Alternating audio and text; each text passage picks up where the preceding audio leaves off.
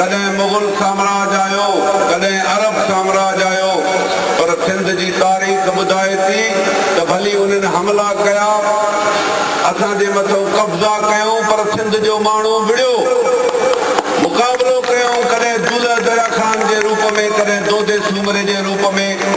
कॾहिं जनरल होशल शीदी जे रूप में, त मर वेसूं पर सिंध न ॾेसूं। अॼु उन सिंध जे गैरतमंद माण्हुनि जे धरती खे कब्ज़े जी ॻाल्हि पई थिए, उन करे सिंध जा वारसो असीं सिंध जे गैरतमंद माण्हुनि वटि आया आहियूं। तव्हां खां वोट वठण न आया आहियूं,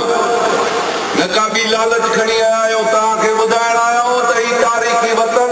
हज़ारे सालनि खां वठी तव्हां सिंधी क़ौम जी मिल्कियत ऐं मीरास कयो आहे। अचो हाणे पंहिंजे वतन जा वारस थियो,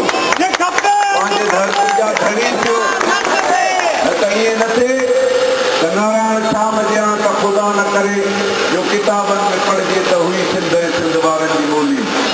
ईअं न थिए त ही धरती